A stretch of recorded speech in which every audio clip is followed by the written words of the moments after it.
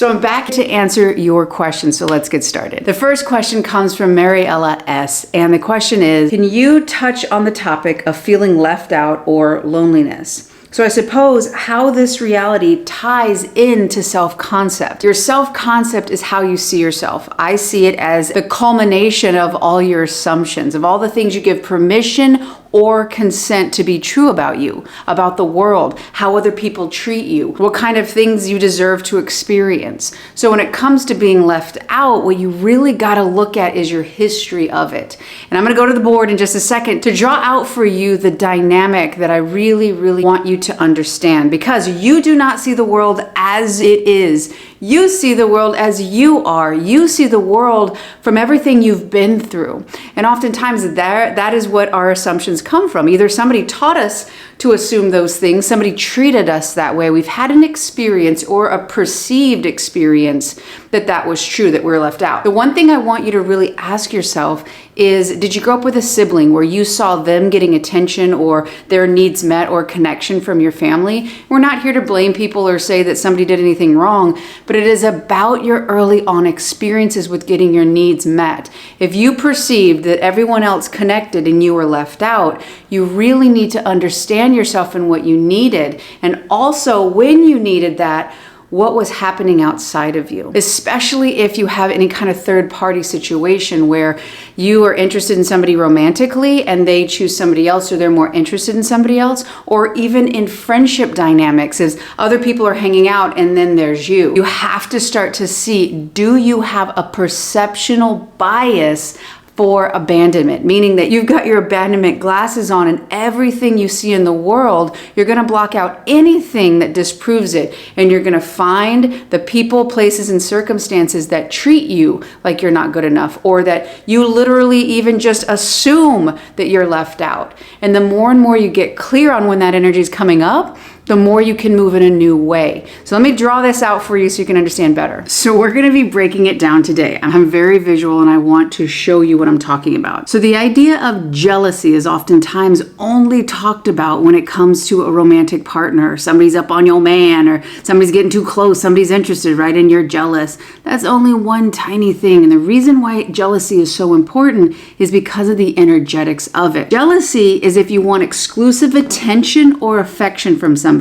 Could be platonic, could be romantic. You want to connect with this person. You want attention or affection, okay? You're afraid you're not going to get it. So you're wanting this, but you're afraid that they don't want to give that to you. They're going to reject you, okay? You're either suspicious, distrusting, anxious, or you start to compare. And the reason why it's so important is because you want this connection with this person. You're afraid that you can't get it. In this whole energetics, you are self-rejecting. You become more preoccupied with what's happening over here. You assume that they don't want to, what happened when you were growing up with your family. If a sibling got more attention, if when you needed whatever it is that you needed, you didn't get it and somebody else was getting it. You continue to recreate it. You continue to find people who agree with you that way, or even just perceive of the situation that way. It's not about the other person being wrong. It's not about anything other than you identifying suspicion, distrust, anxiety, or comparison. Do you start to compare yourself? Oh, they're over there with them and I'm not good enough. Or what do I have that they don't have? Anytime you start to feel those things or think those things, it's not about anything other than identifying it. Realize you're leaking all of your energy. You're making their opinion more important than your own. You're leaving yourself. You've got to stop this. Stop the insanity. You've got to learn to identify it and make a new choice in the moment. And that choice is going to need to stay in your duty, your responsibility to yourself, keeping that energy inside of you and ultimately saying, what is it that you know to be true? Because your brain filters through long-term memory. So if you've had a lot of people who have let you down, or you wanted to connect and you didn't know the words, or they didn't have the tools on how to connect, now you can recognize, oh, I'm starting to self-reject. I'm in the energy of jealousy. Okay, what is it that I need right now? Maybe I want to connect with a friend. Maybe I communicate like, hey, I really appreciate you and I really would love to do something with you one-on-one. or maybe it's with your family, or maybe it's with a romantic partner. How can you learn to start advocating for your needs? The first thing is to identify your needs, and that can come after you start to recognize as you're losing yourself. The more you start to understand the meaning you're putting on a situation, if somebody doesn't call you back, do you make it mean something about you? If somebody doesn't want to hang out with you, if somebody doesn't like you back, whatever the thing is, what meaning are you putting on different situations? Those meanings can be coming from the past. The more and more you look and start to understand, oh, I'm making their behavior be about me. You can start to say, oh, I'm losing me. I'm going to stay with me. What is it that I need right now? How can I grow in this moment? Maybe you meditate. Maybe you go on a walk. Maybe you go for a workout. Whatever it is, how can you take that energy that would leak outside of you and keep it within yourself? Re-reason on your worth. Realize you're whole and complete and wonderful to be around. The more you become aware in the moment, the more you'll have the opportunity to make that new choice. I hope that helps. The next question comes from Bijou F. And the question is, I've come to understand that when I can't seem to let go of a limiting belief, that it could mean there is some comfort in holding on to it. I can see that I've been able to move through some of my old beliefs and release them, while others feel like they're still quite clamped onto me. How can I stop feeling comfortable?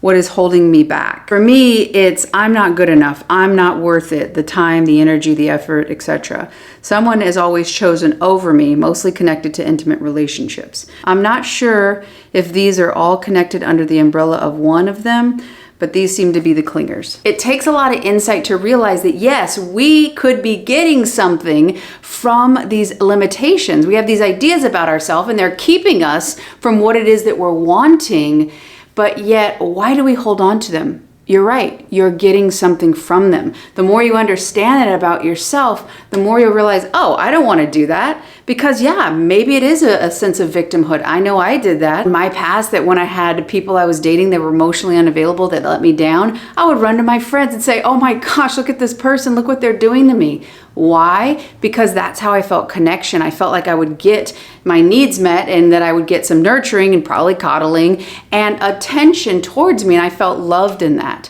So I was getting some sense of benefit from being a victim. Now, ultimately, it was a not sustainable plan and something that was unconscious to me.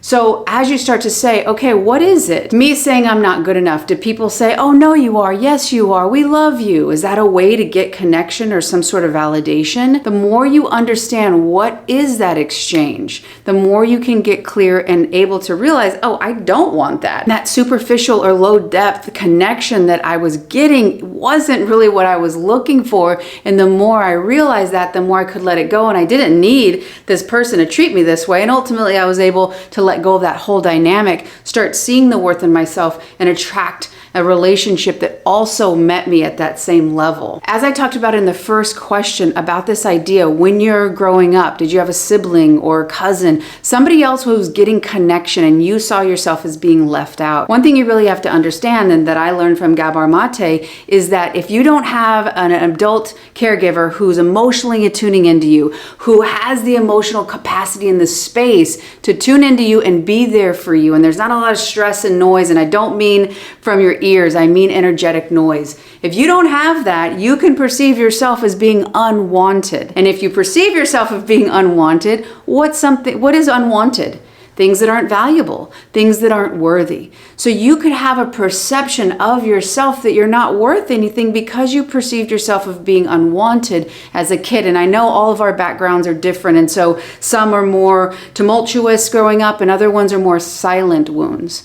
So whatever it is, if you feel that you were unwanted, you will live your life compensating for that. These are the words of Gabor Mate. So realizing, oh, okay, why is it that I feel unworthy? Why do I feel unwanted? What if my parents did the best they could, regardless of what that looked like? And as I see that they were able to make mistakes because they're human, I can realize maybe they didn't value me and give me the needs that I had. That doesn't make me worthless. That makes that emotional experience and that emotional environment too small for me. And I don't have to live in that small emotional environment anymore. I can realize, give myself permission, see the beauty and worth of myself, and realize potentially I was in an environment that didn't even know how to value everything that you have to offer. So the more you can see that and unplug and realize, oh yeah, I'm not worth the time.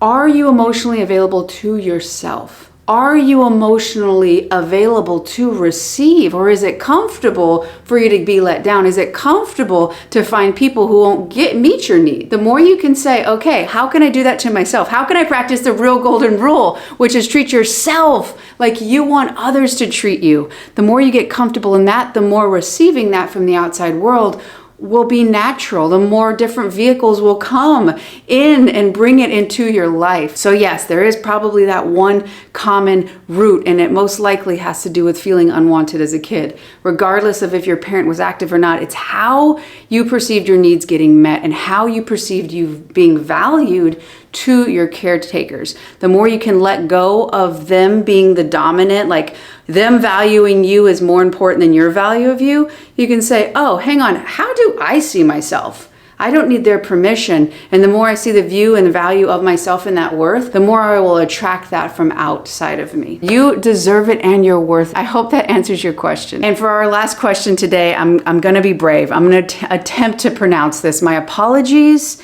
for any fumbles. Malisha Guha.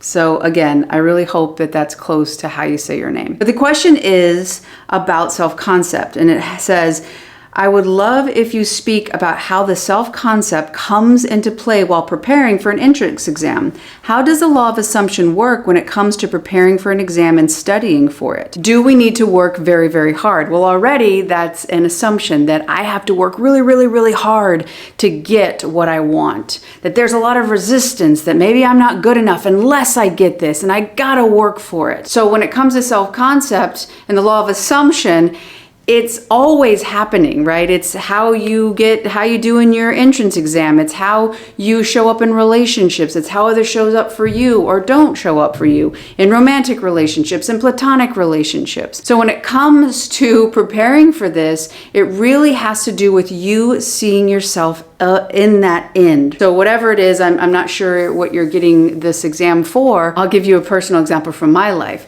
I wanted to be an Olympian. I wanted to go to the Olympics. Well, at the time, I kind of saw myself as like a bit of Bad News Bears, which I'll put on the screen if you've never seen it. It's like motley crew of these kids, and they're just not good. It's an underdog story, right? That's how I saw myself. Everyone else was better than me, and I had to fight and struggle so that I could overcome it, right? It's an idea for a movie, but it made my journey really difficult because I had to constantly overcome things, because the assumption I had was I don't really have that much talent, so I must do this triumphant thing in order to be at the same level as other people. So there was this superior inferior. But if I could prove myself, then I would be able to be on the same level of them. The thing that really changed my life when it comes to athletics wasn't about just really taking on these physical feats and overcoming these different things. It was literally giving myself permission and starting to say, okay, I had to block all the other people out and not pay attention, not compare myself, and be in the energy of jealousy, which is self-rejection. I had to walk like I was throwing 18 meters, 60 feet. I had to pick up my bag that way. I had to warm up that way. I had to go to the gym that way. I had to walk in the ring that way. Hundreds and hundreds, if not thousands of times I practiced being that, not how other people saw me, but how I saw myself. And that's where energy never lies. Do you see yourself as capable of receiving that high score? And then whatever that means in the future, what does it mean to get this high score in this exam? And what does that exam give you access to? Can you see yourself, and do you see yourself as worthy of that? Or does this exam give you permission? Because if you're looking for good marks on this exam in order to feel like you're good enough to step into whatever career it's grading for, you will be under its control. It will be the master of you. You have to realize that these good grades, this exam is only an expression of your inner genius. And as you give yourself permission to release that energy, that exam will only be a reflection of it. But if you're waiting for permission from the exam in order to feel good enough, you will get a reflection of the energy you feel about yourself, which is not good enough. That's not an absolute universal truth that you're not good enough. It's simply a way to see yourself in the outside world. As you start to realize, okay, who would I be? How do I want to feel? What am I capable? Dr. Joe Dispenza says, what is the greatest expression of myself? How? And what would that look like? How would it feel like? Who do I want to emulate? The more you get in tune with that and see yourself as equal to that, the more the exam and the opportunities will simply be vehicles of you to see your true genius. They're not going to change your mind. Your mind changing is going to change your outside circumstances. I thank you all for your questions. I hope that they helped. Thank you so much for watching. I love y'all, and I'll see you on the next one.